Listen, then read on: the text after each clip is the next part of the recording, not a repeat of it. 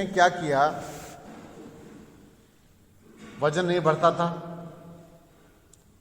उसने 20 दिन के अंदर 4 किलो वजन बढ़ाया। 20 दिन के अंदर 4 किलो वजन उसने बढ़ा लिया। तो वो अच्छा हुआ या बुरा हुआ? कैसे बुरा क्यों हुआ? हाँ, आखिर जो वजन बढ़ा होगा तो क्या वजन बढ़ा होगा, अब वो सोचो।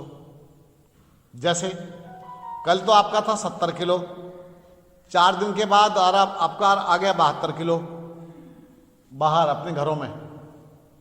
क्या बढ़ा अंदर? मल बढ़ा, मल।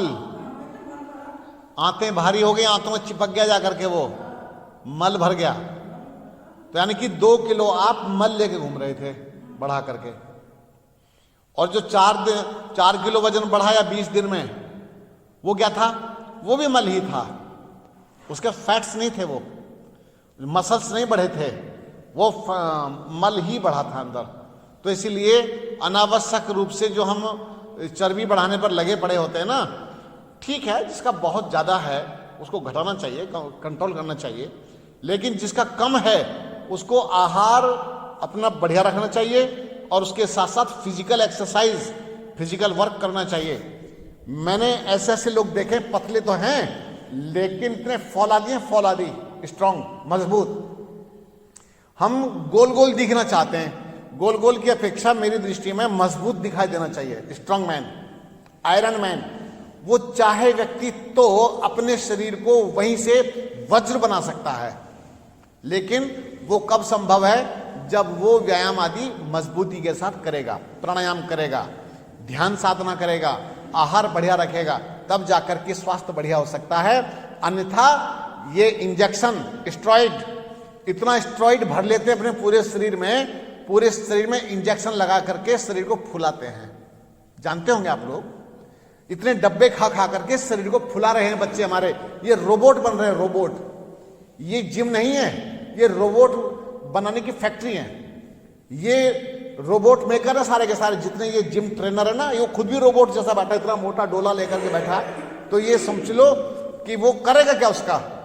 इतना मोटे मोटे मसल्स, इतना यूं गैंडे जैसा होकर के यूं घूम रहा था वो, तो उसका करना क्या है? उसे बुल फाइट करेगा, सांड से जाकर के लड़ेगा, है ना?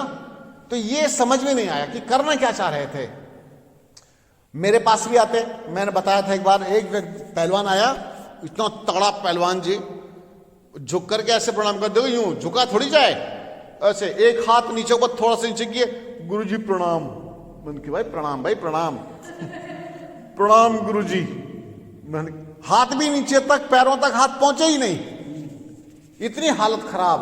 दूर से दिखाई देता, यूं कंधे उठा करके नहीं, ऐसे बाजू उठा करके ऐसे यूं चलता था, ऐसे करके जैसे रोबोट चलते हैं।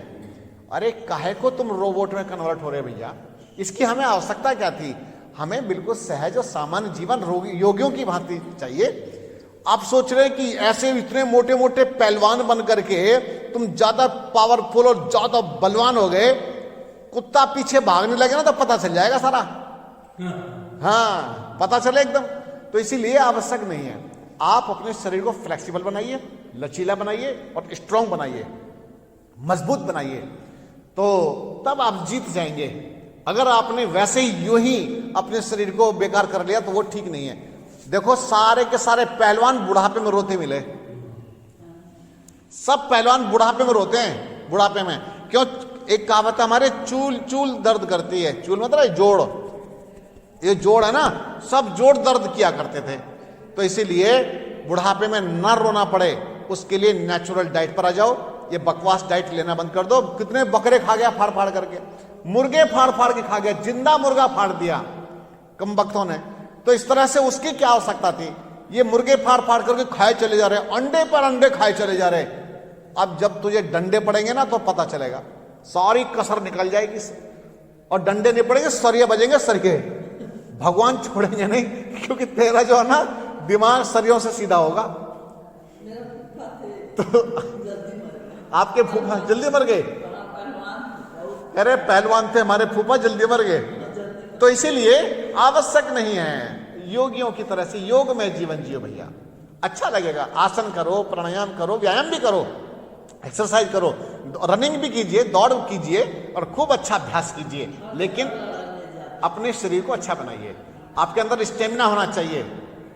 तो भगवान करे हम नेचुरल रास्ते पर चलें, प्राकृतिक मार्ग पर चलें, अच्छा लगेगा आपको। धन्यवाद।